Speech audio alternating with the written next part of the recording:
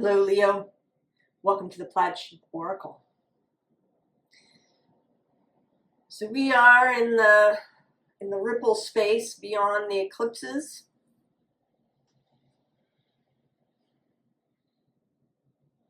It's been a little intense. This is significant energy.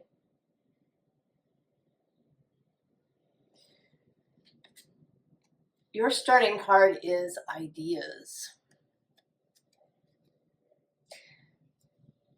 The visible underlying is creation.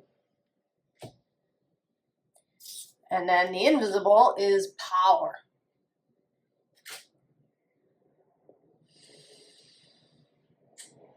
I think you're gonna have a new idea, Leo.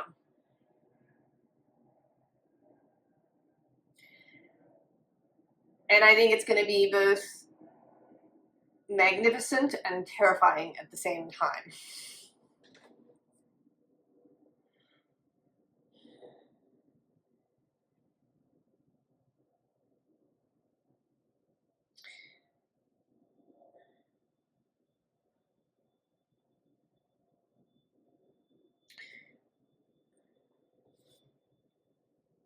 I'm a little challenged in how to begin and what to say and what not to say, and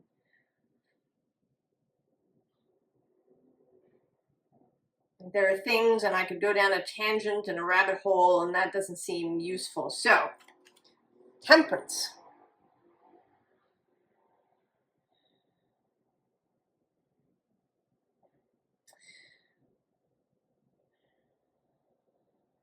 This water and fire. And I want to say this is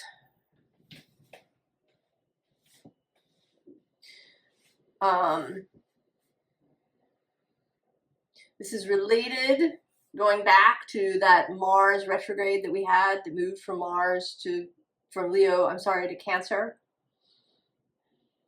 Mars has actually just, I don't know if it was early this morning or late yesterday, Mars entered Scorpio. And that is his other home.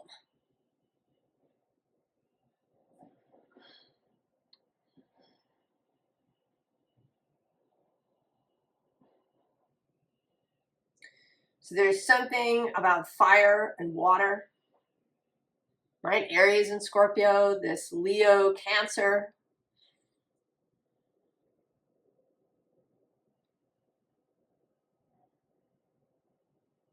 And of course, Jupiter is in Cancer. And although he's not, I mean, he has a fiery aspect. He is at home in Sagittarius. He's another planet. Sagittarius and Pisces are his homes. So like Mars, he holds fire and water. And then next spring, the end of May, I think, he moves into Leo.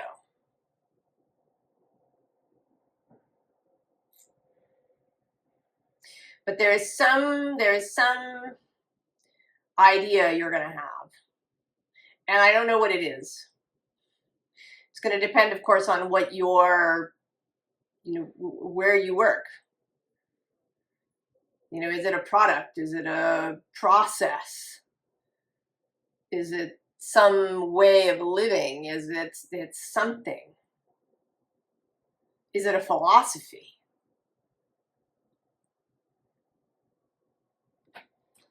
Right below this temperance is the Knight of Wands, and I'm seeing just now also the Knight of Pentacles. So not only fire and water, but fire and earth.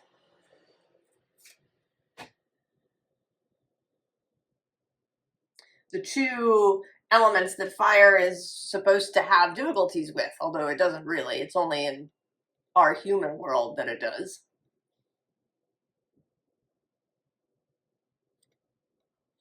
Nature blends fire and water and fire and earth consistently. And then below that is this particular, Seven of Pentacles.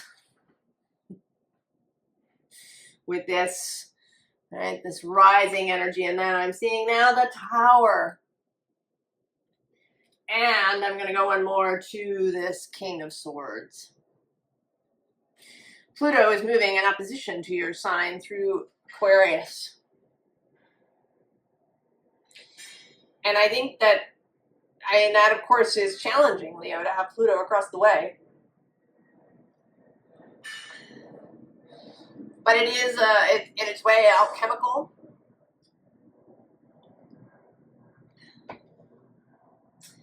I sort of see Pluto as an energy that actually embodies all of the elements.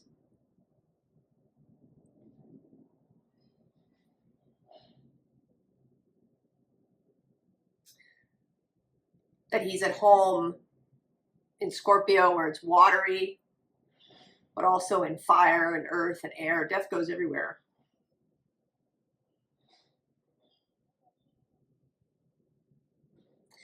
And then the underside, it's the Queen of Wands. Not the King, mind you, he's usually your card, but we have the Queen.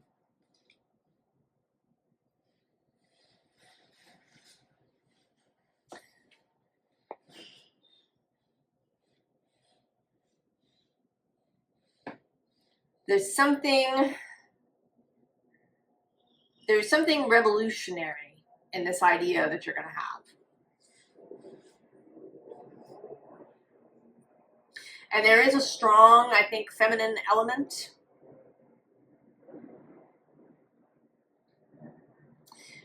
I think that Pluto moving through Aquarius may have a lot of not so much aggressive, but really pointed energy. Focused. Aquarius can be like that.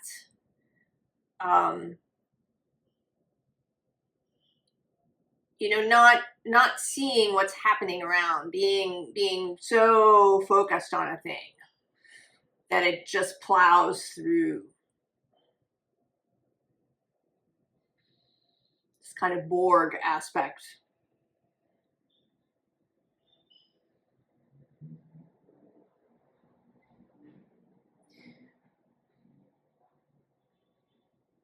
So this feminine energy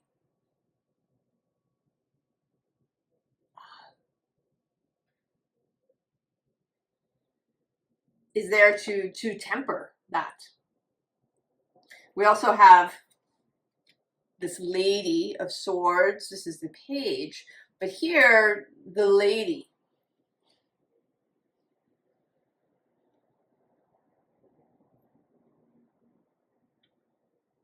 Now, I don't know, you may not be a woman, but there is going to be something about this idea that involves women, or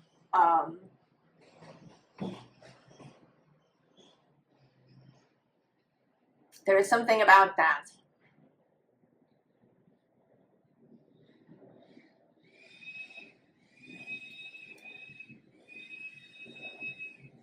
But see, she's not, right? She doesn't hold the sword. She holds the instrument. Pardon me 1 second. I'm going to close the window.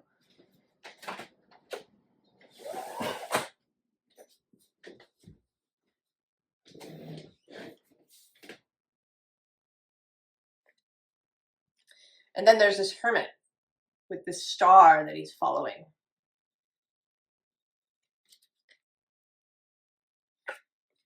We have flying into the fire. Now in this deck, this is the 9 of Wands, and in the 10, the crow rises out as a phoenix out of the 10 of Wands. But rather than being followed by the 10, we're followed by the 5.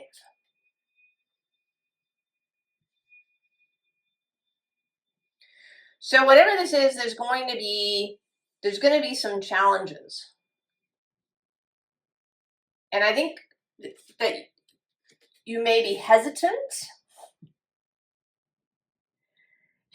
to go down the road because you don't know how it'll be received.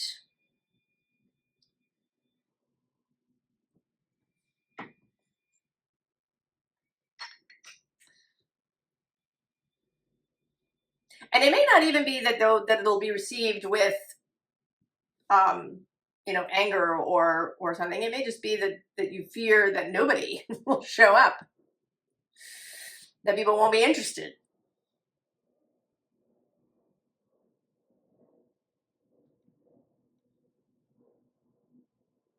I feel that way a little bit when I do these readings, that they're, you know, they're too long, or they're complex, or they're,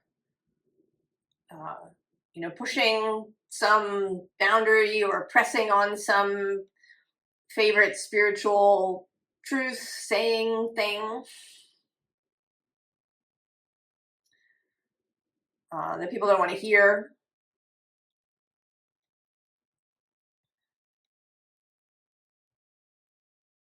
But there is a way in which I think you're going to know that you almost, that there's a kind of feeling of must. I must do this.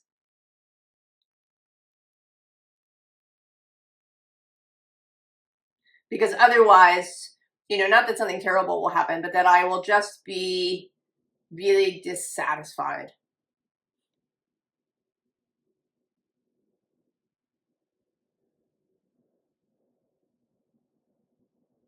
In my life, that there will always be something feeling unfinished or missing if I choose to not follow this star, to not expand on this idea, this work. We have treadle, which is a it's a tracking, seeing, right, tracking the footprints.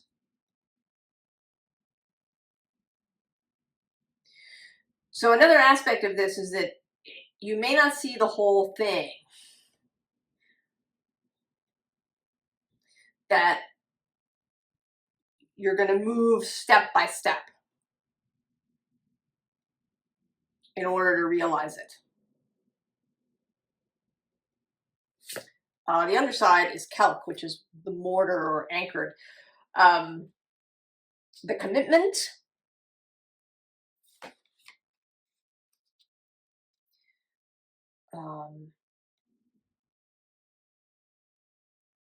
and with this card, the poem says, chalky seams of ancient marine creatures transformed and deposited over eons as immovable memories of moments that are no more, right? The chalk. Diatomaceous earth.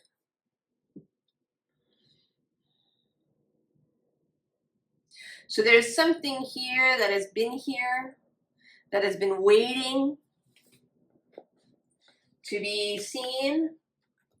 And I don't think that it could have come sooner. I don't think this is something, you know, you could have done 5 years ago.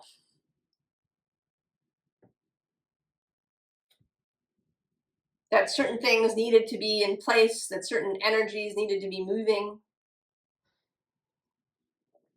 that other people had to be ready, because I think there is,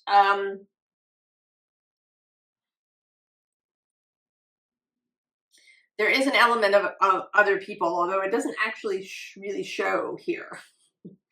The Three of Pentacles isn't here. The Three of Wands isn't here. But I have the sense that other people are involved in some way. We have needle with mend.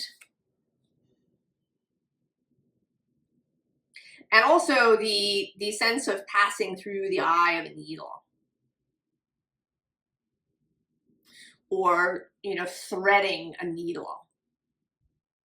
Which can be challenging if the eye is really small, or if you don't have enough light to see by, and you're trying to thread a needle.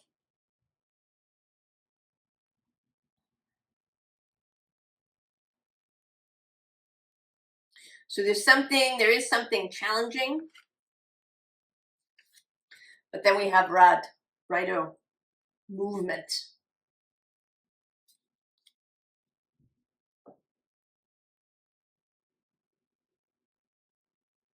Breaking out of where you've been held. And then ur, or uruz, as you may know it, untamable. The aurochs, this wild ox energy that is unstoppable.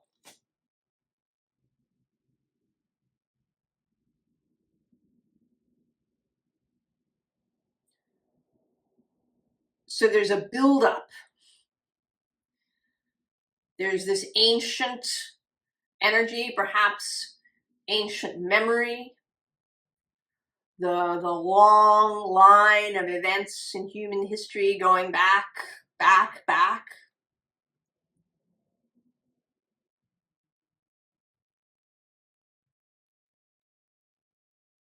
You following step by step as each track presents itself. But then you will start to speed up and to really feel this power that underlies all of this.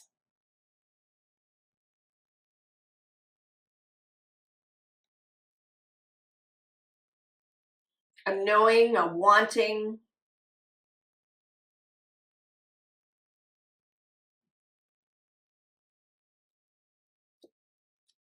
The time capsule, it's time. And at the bottom we have this waiting for the phone to ring. And the phone is about to ring. Below the time capsule is the Eight of Cups. And there's something here about this separation.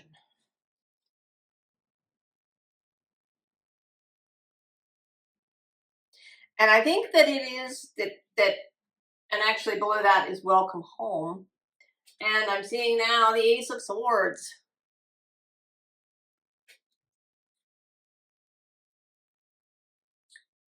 This will require leaving something. Leaving the way you normally think about life. If you're doing this in a big way, maybe it's, if this has to do with your business, if you're creating a new product or a new service or something, that you're going to veer off drastically from what everybody else in your industry does. You're just going to leave it. It might even be a way of doing business. What's popping into my mind is that the idea that shows up in Miracle on 34th Street, where Santa Claus, Nick, sends people to Gimbels from Macy's. And instead of this losing Macy's business, it actually gains them business because people now feel that Macy's is honest. Right? We're not going to try to sell you something you don't want. We want you to be satisfied. So go to Gimbels and get the thing that you want.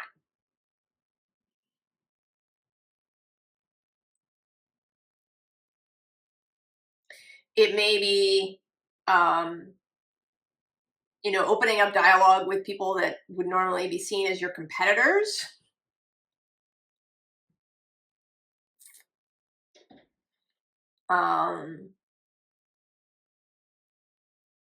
So there's something where you're going to leave. You're going to leave the normal way of doing things. And it may feel a little disturbing. Right? It's a fledgling thing to do that. But if you if you have, right, if you keep to it, if you keep faith with your idea and how you see and your integrity, then you will be caught by this sort of this peacock boat.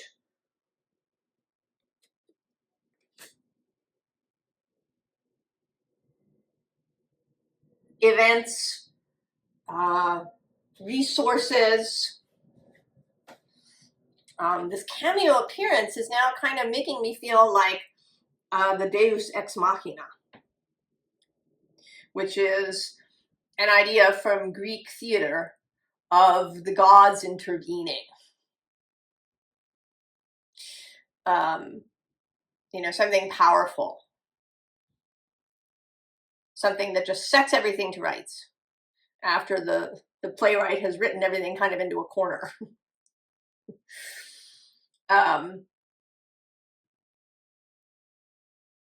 But that there may be some really unexpected, miraculous thing that shows up. And then there's the King of Pentacles. There you are. I really feel this is you.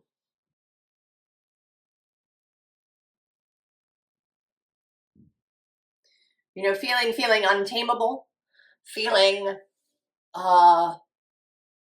powerful, feeling prosperous, feeling really satisfied, feeling accomplished.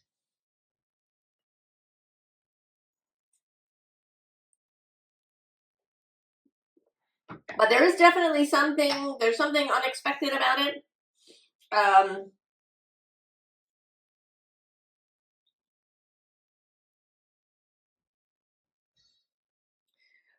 I think you're going to have to learn maybe new ways of doing things.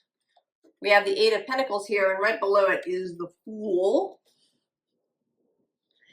And I'm seeing now the Star, oh, and the Moon. And the King of Cups, actually, who's been showing up as Neptune in some of my readings. So I think there is definitely also a connection to this Saturn-Neptune conjunction. They've been really close to each other in Aries. Saturn is back in Pisces now. Neptune is still at that 0 degree of Aries. He tips back next month, I think on October 22nd. I think. And then next February, they will actually perfect their conjunction on February 20th. And Mars is in on that too, because he's going to be in Aquarius. That means that Mars and Saturn are mutually receptive.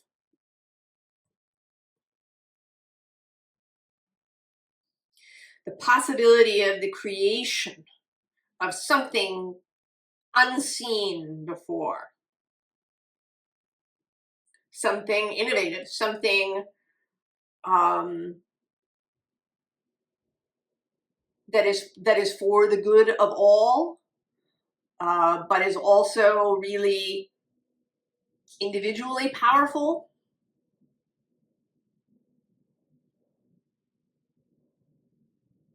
And it may require rethinking things, doing things in a whole new way.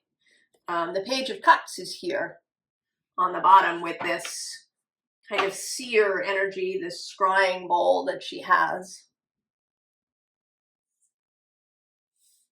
So there is some aspect of yourself, your heart perhaps, that has seen something, that you are being guided forward by this inner knowing.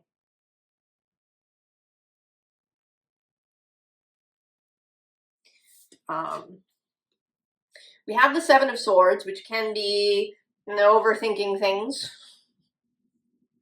You know, here he's really focused on this one sword. He's, you know, polishing it, sharpening it. Meanwhile, there's this whole spectacular thing going on behind him that he doesn't see.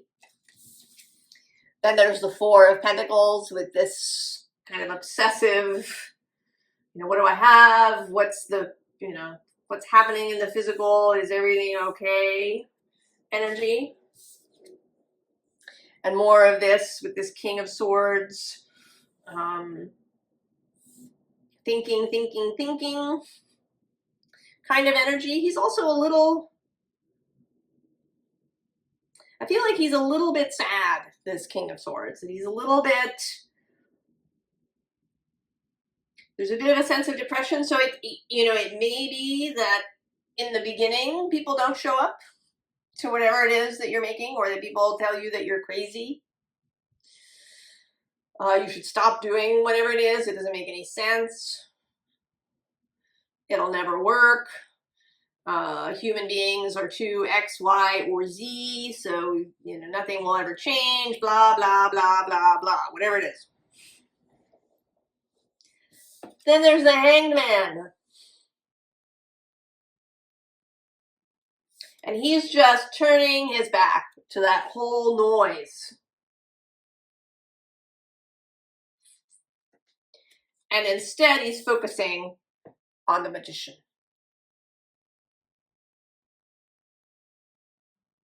Which is to say, on his own skill. His own vision. Forget what other people think, what other people say. It may actually be that these three aren't you. That it's not about you overthinking or perseverating or being melancholy. This is everybody else. You are here doing your thing. You're being the Fool and the Star and the Moon and the King of Cups. And then the peanut gallery is over here. And you are just going to ignore them. It may be that some of the peanut gallery is in your own head. That is possible. Wherever it is, you're not paying it any mind. It can go on. You are simply not paying it any mind. You're going to focus on this new idea and following the pathway step by step.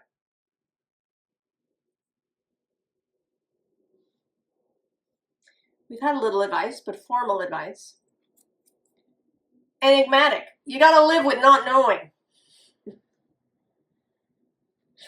But on the underside is architecture. And this is the foundation. This is whatever it is that has been this calc, this mortar, this foundational energy that has been there. Under the enigmatic is groundedness, as well as soul journey. So you got to live with not knowing for a while before, with this kind of moon energy, I'm kind of seeing, you know, if it's cloudy, you know, the moon appears and then disappears as the clouds move. So there may be moments when you see really well and the whole full moon is visible, and then other moments when it's covered by thick cloud. The foundation is there. Hold on. Hold on, Leo.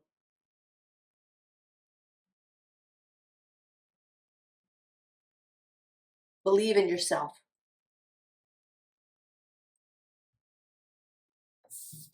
Because we have nurture, innovation,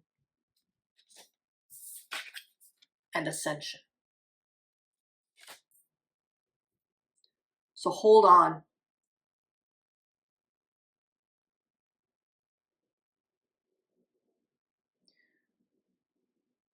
Hold on to the idea. Hold on to the feeling, to this feeling.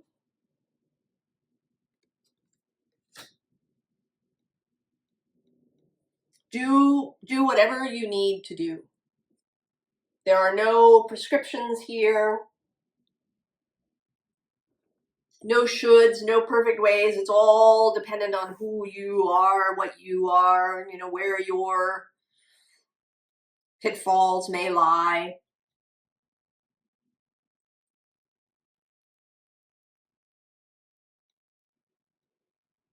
This is encouragement for you.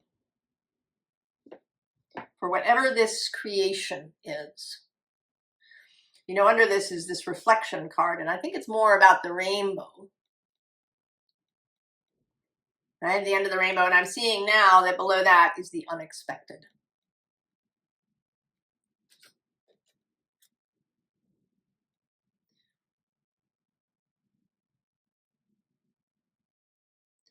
Follow the tracks one by one, Leo. Have faith in yourself. Have faith in the idea.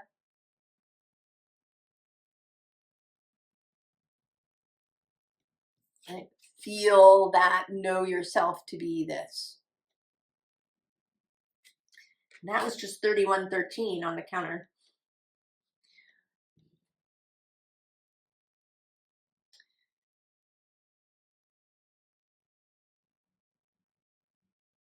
I don't know what else to say, Leo.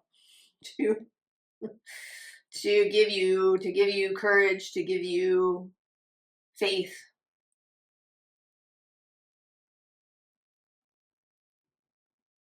To reach through the reading and shake your hand, hold your hand.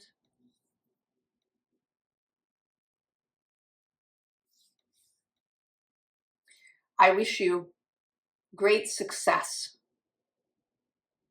and fun, and I wish you this feeling and all the very best. I will see you next time, Leo. So long.